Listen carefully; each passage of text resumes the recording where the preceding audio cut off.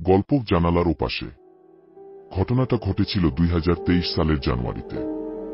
আমি তখন একা এক রুমের বাসায় থাকতাম ঢাকার বাইরে, সাভার এলাকার কাছাকাছি।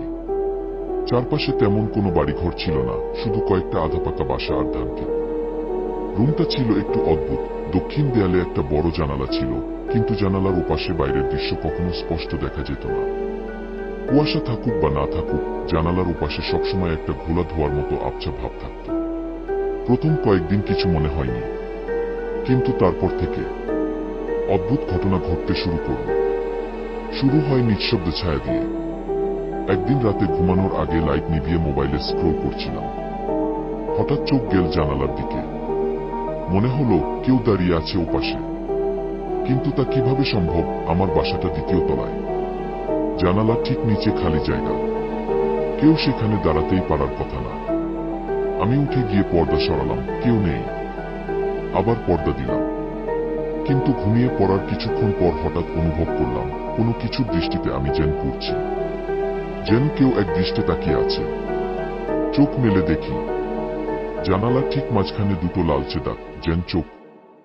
আর ঠান্ডা ঠান্ডা ফিসফিস আওয়াজ, খুবই অস্পষ্ট। দেখো, আমি এখানেই আছি। কি ঘড়ির কাঁটা তখন 3:18। বাতাস বন্ধ, ঘর নিস্তব্ধ। আমি আতঙ্কে জেগে বসে থাকি, ভাবি এটা নিছক কল্পনা। কিন্তু তখনই আচমকা জানালায় টোকা পড়ে, টক টক টক 3 বার।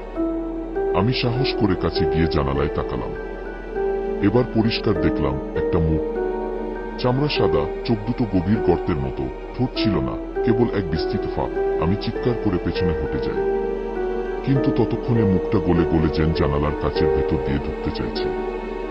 পরের দিন আমি বাড়িওয়ালাকে সব বললাম। তিনি বিস্মিত না হয়ে শুধু বললেন, তোমার আগের যে ভাড়াটে ছিল সেও এমন বলেছিল। একদিন সকালবেলা তার রুম থেকে শুধু একটা কাগজ পাওয়া গিয়েছিল, লেখা ছিল ও সব জানে, জানালার ওপাশে সব জানে। এরপর সে নিখোঁজ। আমি তখনই সিদ্ধান্ত নিয়ে বাসা ছেড়ে চলে যাব। বাসা ছাড়ার আগের রাতে শেষবার ঘুমানোর চেষ্টা করছিলাম। জানালার পর্দা টেনে দিয়েছিলাম, কিন্তু রাত 2:05 পর্দা নড়তে শুরু করে। বাতাস তো ছিল না। তারপর একটা কণ্ঠ ভেসে আসে, আজ তুমি চোখ বন্ধ করলেই আমি ঢুকে যাব। আমি বিছানায় জমে যাই। চোখ বন্ধ করতে সাহস হয় না। ঘরের বাতাস ভারী হয়ে আসে। জানালার পর্দা পুরো খুলে যায়। আমি তাকিয়ে দেখি জানালার ওপাশে এখন আর কুয়াশা নেই, আছে শুধু অন্ধকার। সেই অন্ধকারে দাঁড়িয়ে আছে কয়েকজন বিকৃত মুখের ছায়ামূর্তি।